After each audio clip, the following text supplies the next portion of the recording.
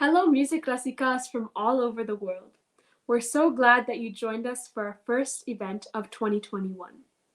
I'm Sindhu Vasudevan, and on behalf of the entire Sur Darbar team, I welcome you to our first event, LA to MAA.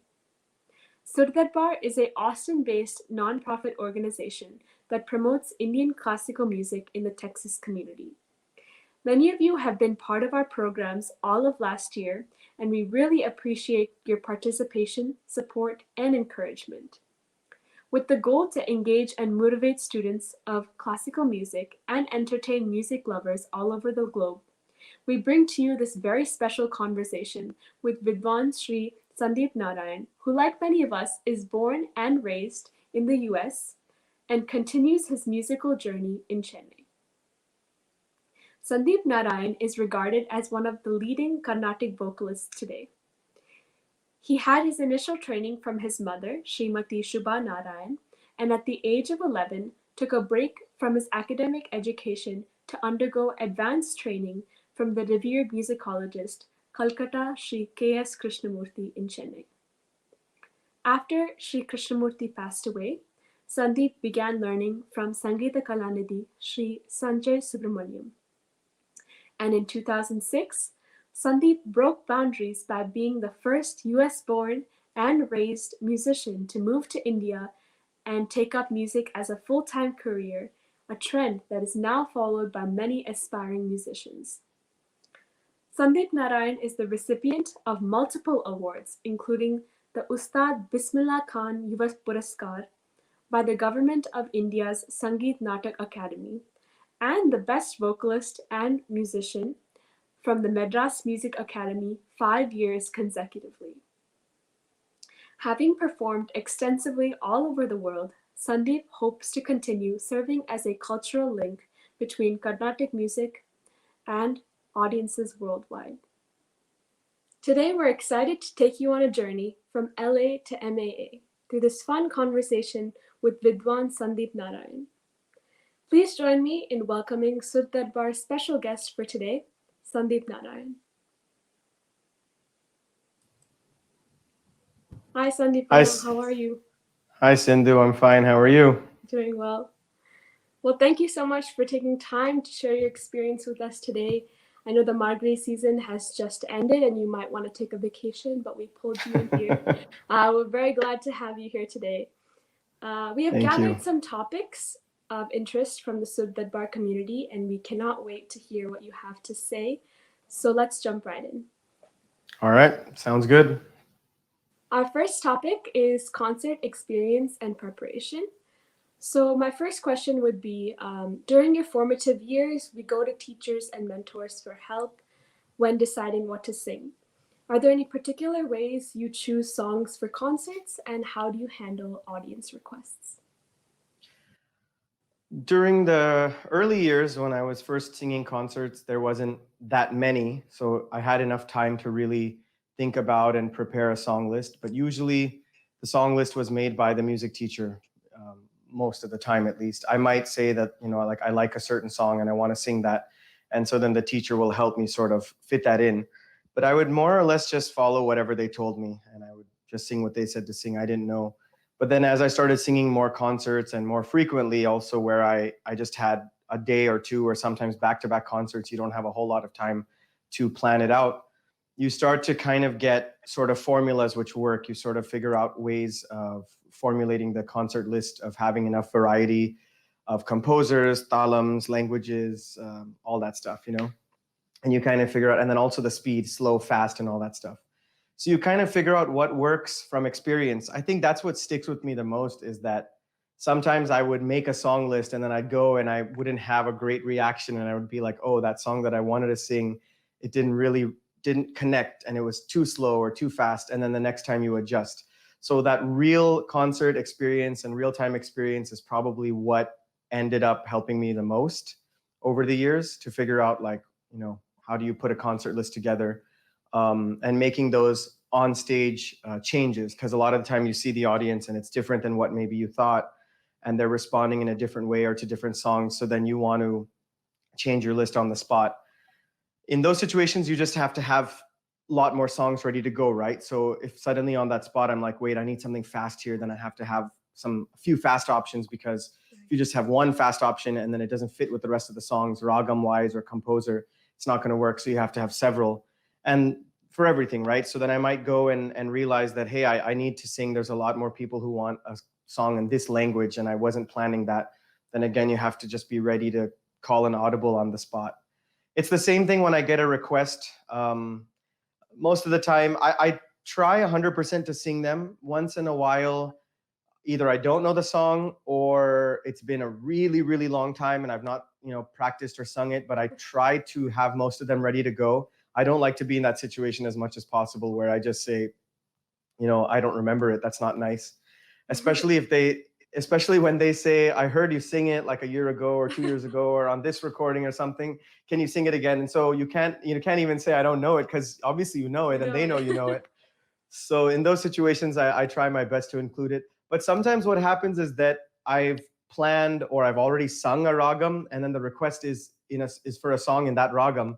Yeah. Then it kind of becomes difficult, and I tell them, it's not going to fit into the list. I'm sorry, but next time I'll sing it. If they give the request before the concert, then I think 99.9% of the time I'm able to fit it in there somehow. That's great. That's great to hear. So that kind of leads me into my next question, which is, nowadays there's a lot of demand for variety, and hence an artist needs to constantly expand his or her repertoire. Yeah. And so, like you said, whether it be talams, ragams, presenting rare ragams, vivadi kriti, or vivadi raga kritis, whatever it be, does that put pressure on you as an artist? And how have you expanded your repertoire? There is sort of a pressure, or maybe a better word than pressure would be like a responsibility, that as an artist, we have to keep on expanding the repertoire for sure. I can't just have the same 10 or 20 songs and just recycle them, because in the old days, a lot of artists used to sing songs over and over, and they would literally go from town to town, Sabah to Sabah, and they'll repeat the same song or ragam, and even 2-3 nights in a row. Yeah. But today, if I do that, half the recordings end up on YouTube or something, or on Facebook, and if not the recording, at least the song list comes on some website, and then people say, wait, he just sang that song yesterday in whatever, in Chennai or Bangalore or Detroit or whatever it is. And then they say like, oh, he doesn't know any other song or what? If you ask him to sing that ragam, or if he wants to sing that ragam, he just sings the same song. So that is kind of where you do have this situation where you have to keep on bringing out different songs, and at least have a wide variety that you can choose from. So that if I want to sing, even if I want to sing a ragam, the same ragam 2 or 3 concerts in a row, say a Kambodi or Todi, I better have several songs to choose from, and not just 2 or 3, because then it's going to get repeated too much. And people, whether they're at all the 3 concerts or not, they're definitely going to know that you sang it, and they'll have probably have something to say about it. So, but the good thing is that it kind of forces an artist to keep learning more, and so that's the positive side about it. I remember like so many times I've wanted to sing a song or a ragam, and I'm approaching, especially when it comes to the music season, when we've got so many concerts in such a small radius, right, and all back to back. So we have to not repeat any songs, but then also not repeat what we sang the year before. That's a situation where then I've got to think of, well, what's another song in Sahana? What's another song in Begada? What is another Todi song that I can learn? And so on and so forth, because you want to sing those ragams over and over again, but you want to change the song that you sing in those. Right. Yeah. And actually, I have a follow-up question to that. So you had mentioned that you try to stray away from, repeating ragas or kritis that the previous artist would have sung at that sabha during the day. But yeah, you probably don't are not able to attend all the concerts at all the sabhas. So how do you go about that? Let's say somebody's singing before you and they sang a sahana. How would you know, or how would you go about reacting to repeating a raga like that? Well, actually, what I was saying was more about not repeating what I have sung in that sabha. That's usually my first concern, is that I've sung that ragam or that song just the year before, even if it was several years before in that same venue, I don't want to sing the same thing. This does happen though. What the situation which you've presented, this happens all the time. We go to a concert and we've already thought, okay, today I want to sing Shankara Bharanam main, and I want to sing, I don't know, something else. I'm going to sing some other ragam as the sub main, whatever it might be. But and you go there and then you just say, oh, what did this person sing, right before, or you even hear them if you get to the venue earlier, Yeah. and they're singing exactly that same ragam. You have a decision to make now in the green room, whether you want to just stick with what you were planning and what you feel like singing, or do you want to change it because you feel that the audience is going to be like, wait, we're getting the same ragam again. I think a lot of the time I don't mind repeating the ragam, or sometimes I'll flip the sub main and the main. Like if I was planning a Mukhari or Danyasi or something, then you flip that to the main and make this the sub main, and that works. That's one option. Or if it's not the same song, maybe I just say it's okay. My Shankara Bharanam and their Shankara Bharanam is not going to be the same most likely, so I'm just going to sing it. I try not to sing the same song though. If I find out that if I found out that they have presented the same song, I'll at least try to change the song. Yeah, makes sense. Makes sense. So we've talked a lot about, before the concert planning, but now I want to know what goes through your mind during the concert. What are some thoughts that are recurring or, different at different places that you perform? There is simultaneously a lot happening in the mind, and also like nothing happening in the mind. And I know that's such a weird and nonsensical answer to give you, but I'll explain what I mean by that. So when you're singing a concert, obviously there's things going through your mind because you're very focused on what you're doing. But at the same time, I've emptied it of almost everything else. I'm not thinking about anything else at that moment. So it's like almost like a vacuum and like this empty room where just what I'm thinking about in that moment, what I'm going to sing, is the only thing that's coming in and going out. So it really depends. Like I said, there's sometimes when we're singing and I'm looking at the audience and I can feel a connection, and then I'm pretty relieved, and I can just keep singing pretty freely. There's situations where I feel like, oh my God, I'm not connecting, or they're not appreciating, or I'm not sure if they are or not. It's difficult to read the audience sometimes. And in those situations, then the mind might start racing a bit, like, hey, can I change the next song? What can I sing instead? What's going to work in this concert? Shall I change this song or that song? Or shall I skip this ragam? Or shall I sing a ragam? Shall I sing swaram? Then all of these like game time decisions start happening. And that's when the mind races a bit. I prefer when it's not racing like that. I prefer when it's really, really more of a mellow situation where I can just really get into it, enjoy, and I get into a zone. And when I do get into that zone, that's really when I find that everything around me is almost like non-existent. I'm so consumed with that moment of what I'm doing and what I'm singing that almost everything around me doesn't exist anymore. And I don't see it, I don't hear it, I don't feel it. I'm just completely consumed by what I'm singing and what's happening with me and the other artists on stage. And that's a moment where I almost feel like meditative, you could say, like there's almost nothing there. That's what I mean when I say that there's, sometimes when there's a lot going on and sometimes nothing going on. So it always varies on the situation and what's happening in that concert. Yeah, definitely. So I've heard many artists follow a certain ritual before concerts, whether it be a prayer or meditation. Do you have any pre-concert rituals that you follow? Not really. I think my meditation is the music itself. I do know people who like to really meditate, and some people are silent the whole day before the concert. Mhm. I don't like to go to either extreme. I don't like to completely go silent, but at the same time, I try not to be on the phone for hours or singing for hours, talking for hours the day of a concert. I don't like to go either extreme. Um, I don't think I have any particular rituals, but I always prefer to get to a concert venue early. I'm not the type to just go straight to the stage. I like to be there at least half an hour, 45 minutes, sometimes even 1 hour before, sit in the green room, tune my tambura, just play the tambura for at least 10 minutes, 15 minutes, just make sure it's settled. My mind also with that will settle. My whole mind and body will settle into the shruti, into the tambura. Right. and then I like a cup of coffee, and then I go to the stage. I love That's usually it. Yeah. I mean, I'm having a cup of coffee right now, so pretty much that. this is half Love my ritual right here. that. Yeah, so that's amazing. I think I'm not a huge fan of filter coffee just yet, but hopefully soon because every time I go to Chennai, I feel a little left out. Not gonna lie. Yeah, I was just gonna say you start spending more time in Chennai, start attending more concerts, and you will start drinking more filter coffee. Trust me. I don't think it's Right. an acquired taste, but if you don't like it now, you will. Trust me, it'll grow on you. Yeah, so I've been told. So I've been told.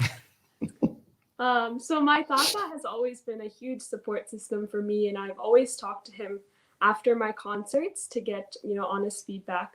Do you have somebody like that who you talk to after your concerts, and do you also self evaluate your concerts to work obviously to improve or work on for the next concert?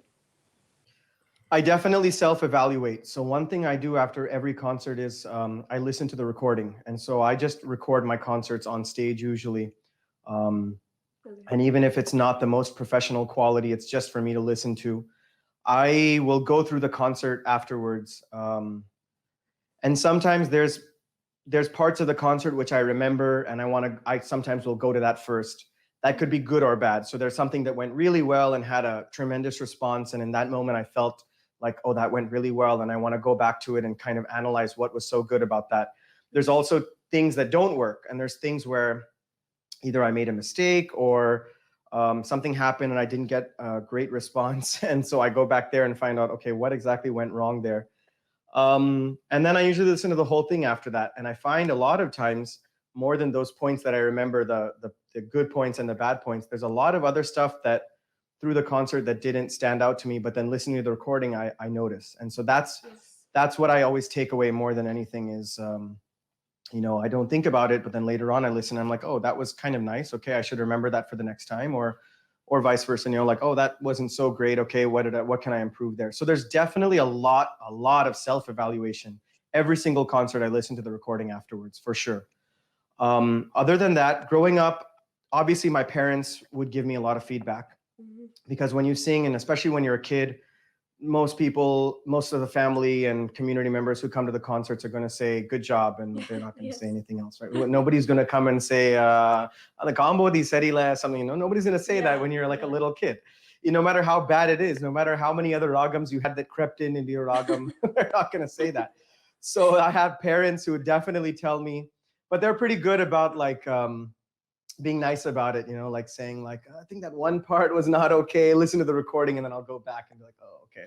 So like at first, I remember as a kid, at first when they said this to me, I would get so upset because like I would come home and think everybody said it's so good. Why are you like nitpicking?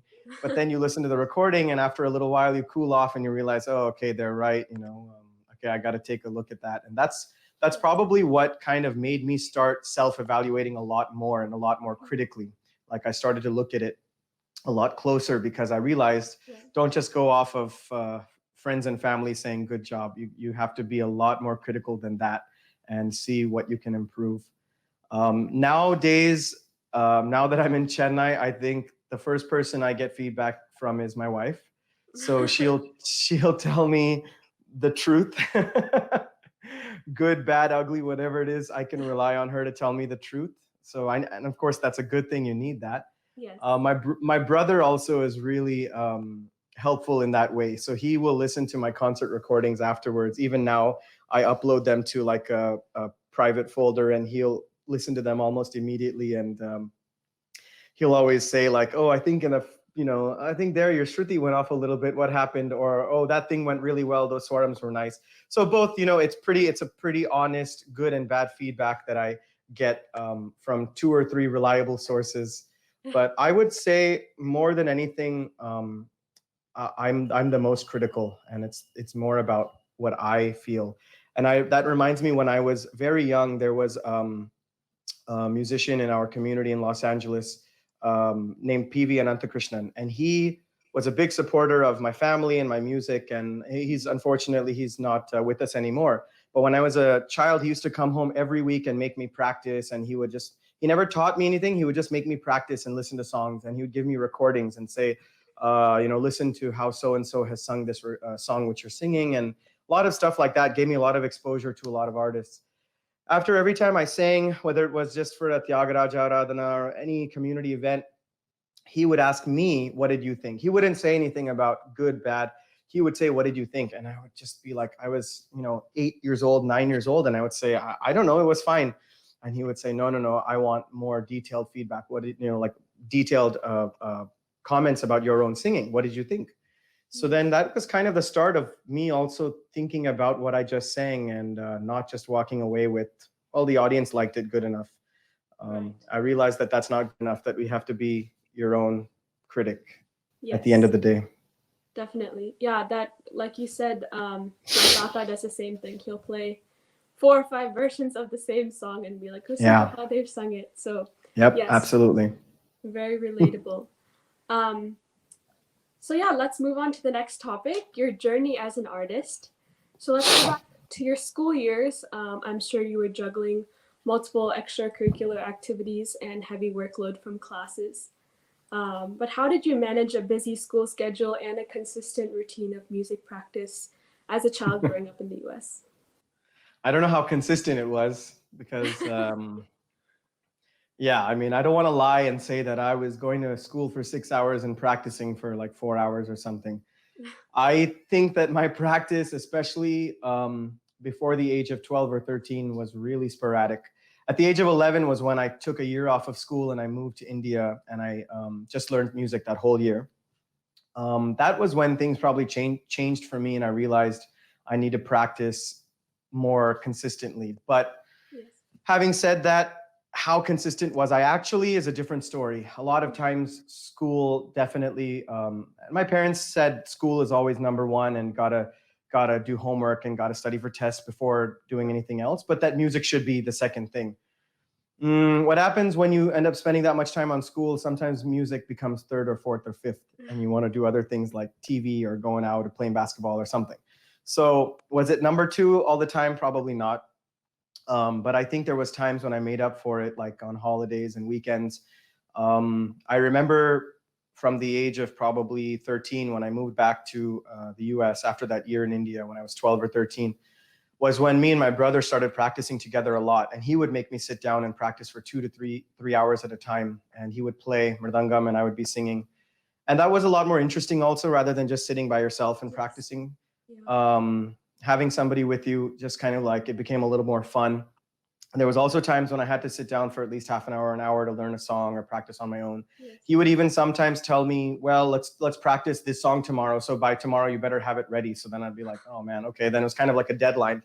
So that helped a lot in those years of, junior high and high school. That was a big factor. And then when I moved to India, that was when I really kicked it up. And I think by then I was done with school and college, so that I had a lot more time and it wasn't juggling as much. I could focus. But this juggle is there, it's real. And I know everybody gets to 10th grade and it's this magical 10th grade, like, oh, I got AP exams, I've got SAT prep courses, and I've got to start college, applications or whatever. Yes. I always say to everybody, I did that too, man. I took AP tests, I passed all of them. I passed all my classes. I'm not going to say I got straight A's, but I did good enough. I went to college. I passed college. I mean, like, I did all of that stuff.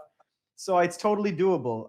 People Yes. think that it's impossible to balance it. And I think that it's just a matter of figuring out how much time is at least some sort of a bare minimum for you, for the individual. And then I always tell, my mother's students or my students that they'll be like, oh, this week I've got AP exams, no class for like 2 weeks, no practice for 2 weeks. I'll say, just take out half an hour and go sing a couple of songs and get your mind off of that. It'll be good for both. It'll be a little bit of a relief. You'll also refresh a couple of songs. And then on the weekend, when you've got time, practice for an hour or two. So it's kind of like the old saying, when there's a will, there's a way. It's totally doable. And it's just up to the individual to make that time. And it may not be 3-4 hours a day, but that's perfectly fine. I mean, you don't have to do that all the time. It's just that I find more often than not, people are extremes. They're like, oh, I practice 2 hours every day. And then for like a month, I didn't practice at all. That's not good. Yeah. Yeah. So I mean, I'm a senior this year, so I have the college application process that I just finished. So it was incredibly busy to keep up with everything, but yeah, I'm glad you touched on those things because they were all very relatable. Um, so like you said, you were practicing with your brother when you were little, and he would play mridangam for you. But how has your practice evolved from your childhood? How has it evolved from then to now? Yes. Well, now if you look at today, I don't sit and practice for 3, 4 hours at a stretch like I used to. It's Mm-hmm. My practice routine now is very different. A lot of it has to do with learning a new song, practicing a song which I recently learned, or reviving an old song that I haven't sung in many years, because there's always this concert focus now, right? Yes. And what happens is we have concerts, and then I'm thinking, well, I want to sing new songs and those. I want to sing this new ragam. I haven't sung this ragam in a long time. So I'm kind of mentally making these rough plans of things to sing. And the practice becomes preparation for a lot of those concerts and presenting those songs. But there was a time when I had just moved to Chennai back in 2006, before I was very busy with concerts and travel, and my life was just music. I was done with college, so no job, no class, no academic classes to focus on. I was just going to music class, I was just attending concerts, and I was just practicing. Those were the years when I would practice 5 to 6 hours a day. There was a good chunk of time when I was practicing 2 to 3 hours in the morning and again in the evening, or I would attend a concert, or I would do both. I would practice early evening and then go to a concert. And that was because I was living in Chennai by then, and so you could pretty much go to a concert every day. I mean, even today you can. There's something happening in the city through the year, and people Yes. think that it's just December, but that's not true. I mean, through the year there's something is happening, and you can go to some concert. And a lot of the times it would be my peers, people of the younger generation, and I just wanted to go listen to something, so I would just hop into a concert hall and see what was going on.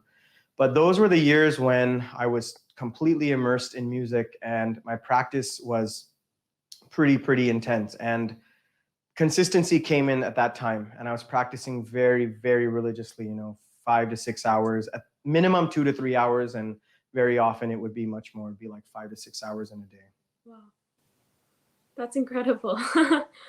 Well, I know you've learned from multiple gurus, starting with your own mother, Srimati Shruba Narayan, then musicologist Calcutta K.S. Krishnamurti, and now and most recently from Vidwan Sanjay Subramaniam. What was different in learning from these three gurus, and what have you taken away from each of them? Well, learning from my mom, it was my introduction to music, so it was all the fundamentals, and that's the reason that I'm singing today. Definitely credit goes to my parents, and especially my mom, for being my first teacher. But then the other side of that is that she's my mom, and so after a certain point, I I started probably putting up more fight with her, and I wouldn't go for class when she wanted me to come for class, and I wouldn't practice when she said to practice, and and so that's the main reason why my parents got to the point that they felt that I needed to go and learn from somebody else outside of the house, which is when Calcutta Krishnamurti Mama was recommended, and we were introduced to him, and he agreed to take me on. That was a very interesting time because KSK Mama was like I call him, the master to the masters, because he was teaching all of the senior most artists of that time, and he was considered one of the most senior Right. musicologists, music teachers, whatever you want to call them, mentors. And I was probably his youngest student, and he took me on because we had some definitely common friends in the music community, some very senior artists who recommended me and knew my family and told him, you should teach this boy. And so he agreed to take me on. It was really interesting because I have had many instances where I have gone to class and somebody like Sanjay sir is leaving, or Unni Krishnan is leaving, or Sudha Raghunathan is waiting for the next class. It was kind of surreal at that age, especially. I was kind of starstruck with these people, and we're learning from the same person. But he would somehow relate to me, this 11-year-old boy. He somehow made that connection.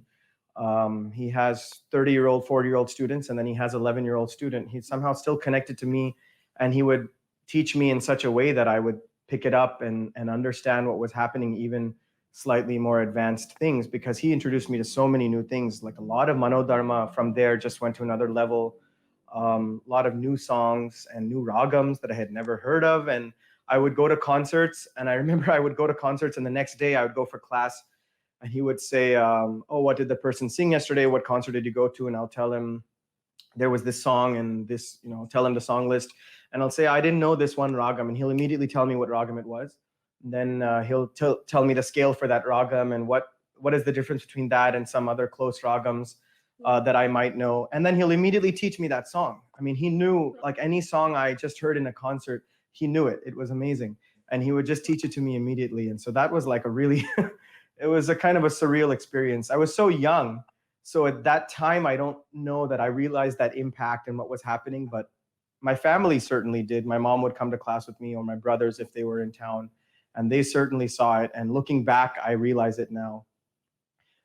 Subsequently, my classes with Sanjay Subramaniam, what can I say? I mean, that's been probably the biggest factor on my musical career, everything, because I mean, I idolized him even before I started learning from him. And at first, when we asked him to teach me, he said, don't you want to go to somebody more senior? At that time, after learning from KSK Mama, and we said, you're senior. And my parents told him, Sandeep really likes your music and he really likes you. And I was obsessed with him, following him around all his concerts. As a little kid, I was just like front row. I'd go and follow him around and want to see him after the concert and all that stuff. Yeah. So he knew us, he knew me, and he said, okay, fine, and I'll teach you. For me, that was like a completely wholesome experience, because I would go and I would learn songs from him, but we would discuss music so much, and I spend hours in his house. And even now, when I go, I spend hours in his house discussing all sorts of things. Sometimes it's music, and sometimes it's movies, and sometimes it's anything, sports. It could be anything under the sun, honestly. We discuss it. We have discussed it. We still do. So that was just like a completely different experience in that way, because there's like a friendship side, and then there's like the teacher-student side with him. Yes. That's still there even today. Lovely. That's so nice to hear. So you were saying that when you were learning from KSK Mama that, you would go to a concert and then you would often come back and he'd teach you some of those, one of those kritis that you had heard. Does that kind of influence the way you teach today? Are there some things that you have incorporated from your learning into the way you teach? Yeah, unfortunately, I don't know as many songs as KSK Mama knew. I wish I did. I'm working on it. So a lot of times, if any of the students come and they say, "Can you teach me this?" I have to say, "I don't know it yet," and then I go and try to learn it and teach them. I wish I had that repertoire, but let's see, maybe one day. But one thing I remember about KSK Mama's teaching, which is with me today and with me every day, is that he was so open-minded. I would come back sometimes, and two things stand out. One is when I would come back after learning a song, and if I didn't sing it the way that he taught, he would actually listen to what I was singing. And if it wasn't okay, maybe it was a wrong sangati, it shouldn't come in that ragam, or it's not good, or whatever it is, he'll never say, no, that's wrong. He'll never say it's not good. He'll never say anything in the negative way. He'll very politely just listen and be like, sing it again, and then I'll sing it again. He'll be like, abdi venda, like abdi venda me, a very, very polite, subtle way of saying, like, and that translates to not like that, but like this. It was such a polite and soft way of kind of correcting me without me feeling bad. And he wouldn't just do it just because it's different. He'll actually listen to it, and I could see him analyzing and going over it and thinking, so let's try it like this instead of that. He would kind of give a very positive way, suggestive way of saying, let's try this instead of that way and see if this, and then he would correct it like that. And similarly, if I sang something that maybe I'd heard in a recording or in a concert that did work out, that was nice, he would just smile and then he would say, "Yeah, that's good too. Okay." And then I'll be like, "Wait, no," and I'll be like, "No, is that not right?" And then he'll be like, I sang it like this, but that's okay. You keep that. Tirbi pare, sing it again." And so he was very encouraging in that way, and I always remember that. And so when I have any student that comes back now and sings something, a lot of times they'll come back and I can tell that they've gotten it from a recording or something, and I say, Yes.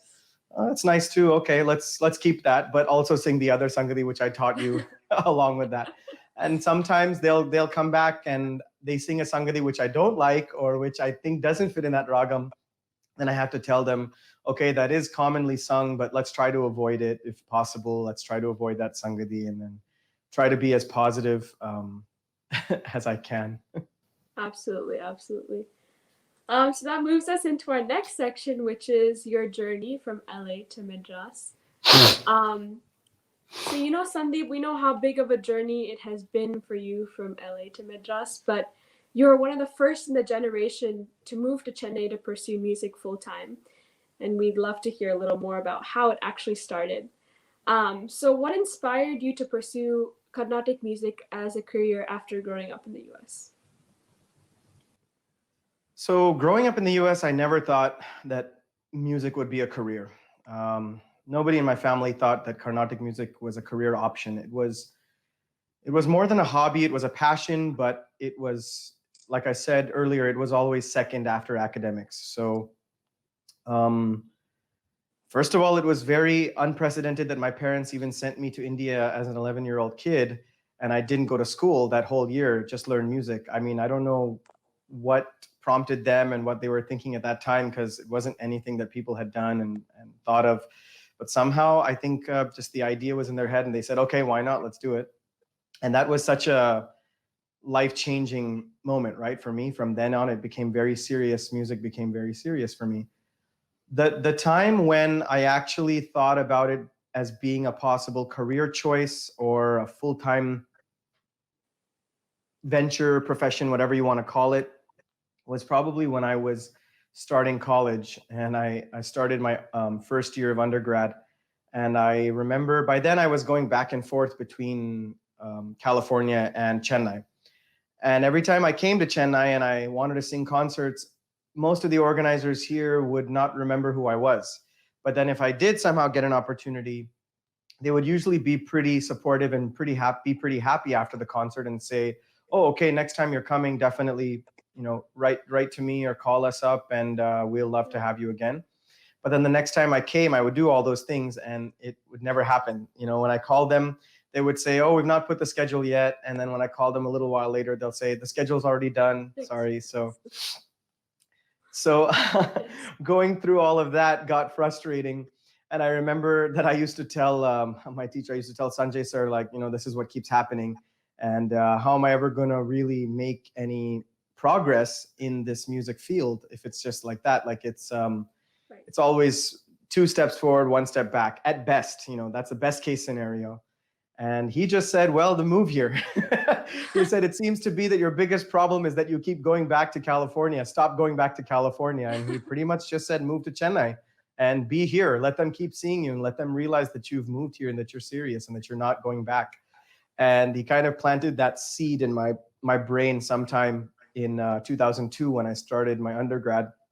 And probably by the end of my degree, by the end of 2006 when I was finishing, is when I decided, okay, I'm going to move to Chennai and see what happens. It was never a decision that I'm moving to Chennai and I'm going to be a musician and that's it. It was just I'm moving to Chennai with a one-way ticket. Let's see what happens.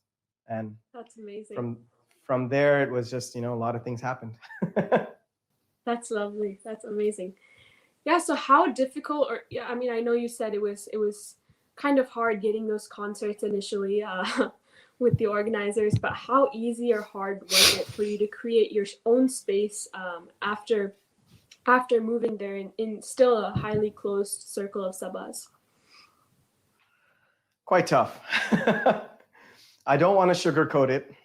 I'm very grateful for the position I'm in today and the success that I've had so far, and that I know that there's a lot more to go and a long journey ahead.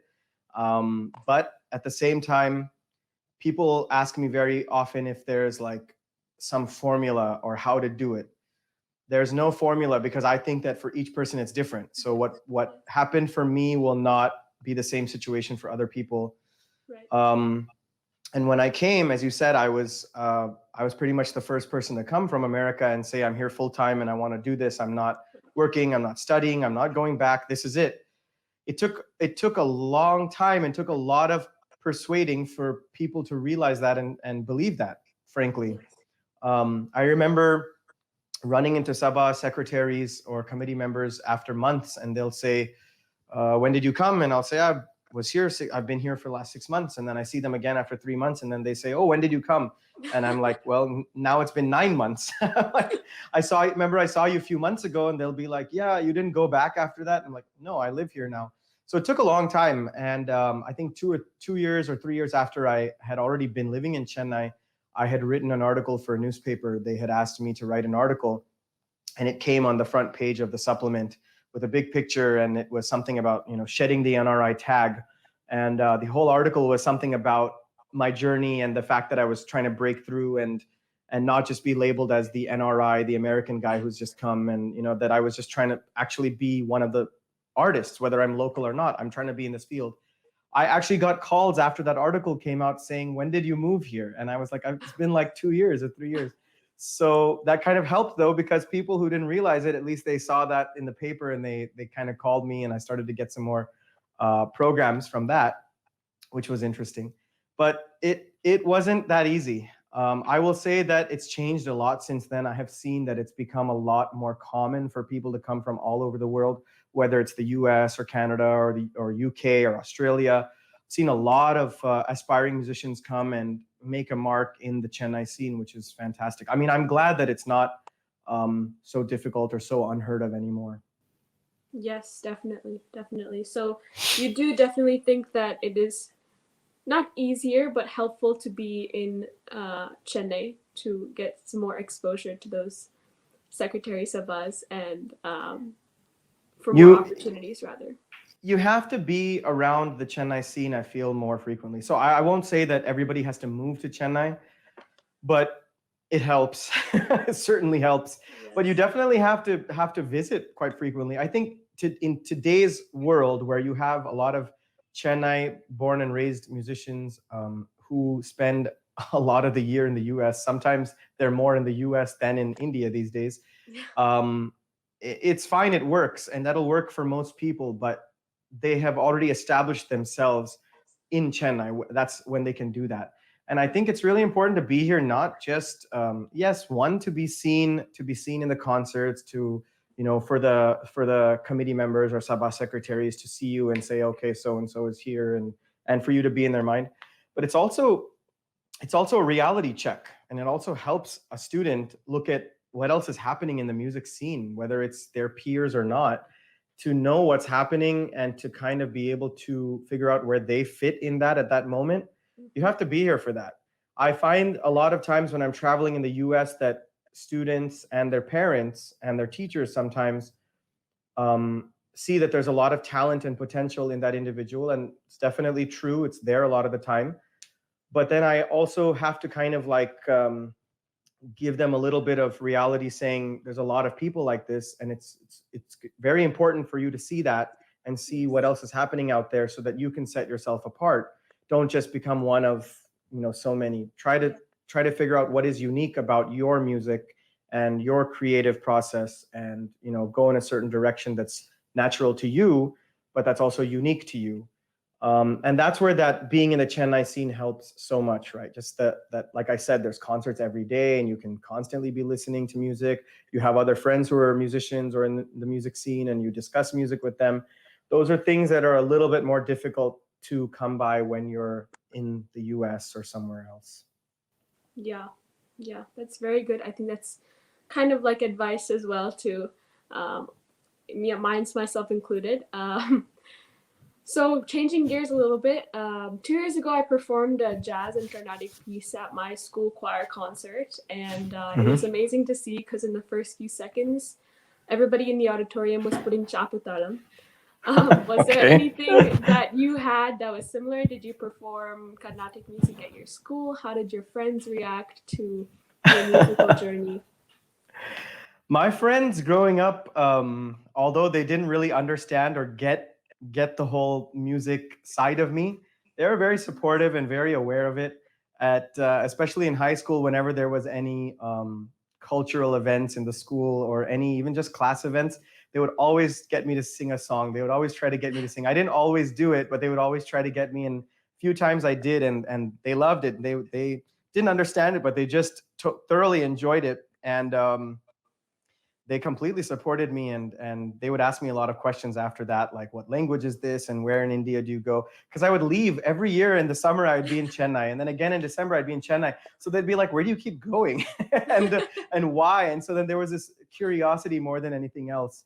And not that they were all ready to come and listen to a 3-hour concert, but Yeah. at least the fact that I was doing this was something that they were very intrigued by, and they would ask me more about it. That's awesome. Yeah, so I've been an ardent fan of both you and Radhika for basically as long as I can remember, and seeing you guys put your creative caps together at Isha celebration and things like that has just basically been icing on the cake for me. But what has that been like, collaborating or working with Radhe after getting married? We haven't really collaborated on much. I think recently there was something which I just recorded a slokam, and she danced to that for a video. But otherwise, I've not sung live. I think it's it's sort of a situation where we see each other every day, all day, because neither of us work 9 to 5 jobs. So when we do have to do some work, or the side, the artistic side, whether I'm doing music or she's doing dance, we try to do that separately for the most part. Um, I've never, I've not really increased my repertoire of dance pieces, and I've never sung for dance live. So I've not had a lot of experience there, and it's kind of a different approach altogether when you sing for a dance program. Yes. So I've not really done that, and I'm not so comfortable. I'd have to really work on that, and it'd be a completely different skill set. So I've not really ventured to that side. At the same time, I think she's completely okay with me not getting involved in her dance and not singing for her, because I think that I also enjoy being the main artist on the stage in the middle. And I think that she doesn't want me to push her off to the side, so it's better that we do it separately. But I don't know. I mean, people keep asking us about collaborating, and we're not against the idea. It's just that so far we've not really done it too much, and we generally tend to do our own separate things when it comes to our music and dance. Very nice. So, when planning this event, we asked our young music community what they wanted to know about you, and in the last few minutes, we touched on many of those topics. I'm sure our audiences are thrilled to get to know more about you and your journey from LA to Madras. Now, I have some fun rapid fire questions for you. You ready? All right, I'm ready. Okay, firstly, what is an oops moment that you've had during a concert? Oops moment. Hmm. There has been times where I have had a ragam. This hasn't happened often, but a couple of times where I've had a ragam in my head that I want to sing, and I'm thinking of that ragam in my head, and I sing something, and what I sing is a different ragam, Completely different. and then I'm literally there like deer in headlights, and I'm like, oh my god, now what do I do? And I just have to go with the new ragam because I've already sung it. I've already sung one phrase, and I'm like, well, I guess I'm not singing that after all. That's happened a couple of times over the years, not much, but it's happened a couple of times. I remember a real oops moment. It was when I was really, really young. I think maybe I was 14 or 15, and I was singing a concert in Denver. And Denver is so cold, and I was not used to the cold at all. And in the middle of the concert, I had to go to the bathroom. So I, I didn't know what to do, and I was just sitting there, and I'm like asking my violinist, I need to go to the bathroom. What do I do? And she's like, just take a break. And so I literally was like, there will now be a short intermission. And my parents were like, what's happening? They're freaking out. And I remember I went and used the restroom and came back. Oh man, that was something I won't ever forget. That was, yeah, even now my parents love to tell that story. They love to tell that story to a lot of people about when I just suddenly announced, I was like 14 years old and I announced, now there will be a short intermission, and I just got off the stage and I just beelined for the exit. I was like, where's the nearest restroom? And I just used it. I got back on stage and I continued the concert. So stuff like that has happened. Those have been some fun moments. Yes, indeed. So what foods do you not like? What food do I not like? I hate pineapple on pizza. This is Okay. this is a thing that keeps coming up now too, because I've said a lot. I keep on posting things on social media about it. Say that. Yeah, and so people will send me photos and messages about this, and it's so funny because like it's so divided 50-50 people in the world. I don't like mixing sweet and savory, so for me pineapple on pizza is just an abomination. And pizza is one of my favorite foods in the world, and I love pineapple as a fruit. Just keep them separate. So yeah. Okay. Okay. What's your most embarrassing fan moment? Embarrassing fan moment.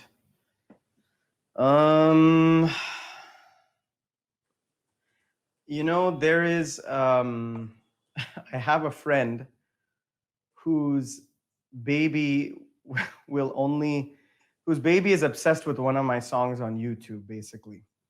And they have to keep playing it over and over for her to stop crying, or for her to eat food, or for her to just behave.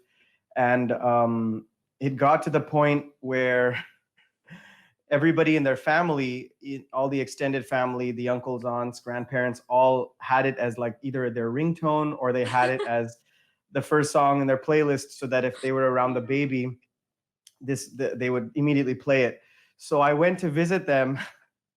I think the baby was maybe about a year old, and I went to visit them. And as soon as I walked in, the whole family hugged me. They started hugging me, and even the grandparents started like, they just came and they were like, thank you so much, thank you so much. And I was like, what's happening right now? And they were like, you don't know how many times we've played that track, and that's the only thing that she listens to, and that, she'll behave. And my friend was telling me, he doesn't stay with his in-laws, but he was saying, my in-laws are so grateful. I think if they see you, they're gonna like touch your feet at this point, because they're like, it's gotten to the point where they just, it's their go-to thing, it's their trump card. They can play that and they know that the baby will behave. I was like, oh my goodness. I said, okay. That was a little bit embarrassing when I went to his house and everybody in the family was ready to just like hug me and thank me profusely, but it was nice at the same time, I guess. Do you remember which track that was? Gopala Gokula. Gopala. Okay, I was gonna guess. Yeah. All right. Our next question is, what is one of your guilty pleasures? Or not one, you can add many. Oh my God. Guilty pleasures. Oh, I really don't know. I don't know, actually, to be perfectly honest.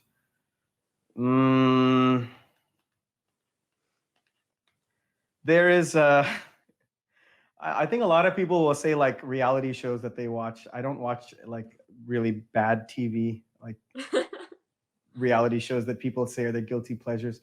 For me, I probably indulge in things like ice cream that I shouldn't be eating so much. There's a filter coffee ice cream. You should have this. Even if you don't like filter coffee, there's a really good filter coffee ice cream you get in Chennai. And I had some just before this interview as well. But it's so good. And that's probably the one thing that I can't stop. And I should probably not be eating so much of it. But I don't know. Other than that, I don't think I have a lot of guilty pleasures. I do most things in my life pretty consciously, or I don't know what you call it, to the point where I don't feel guilty about it. I'm okay with most of the decisions I make. You could put it that way. Yes, I definitely need to check out that filter coffee ice cream next time I'm there.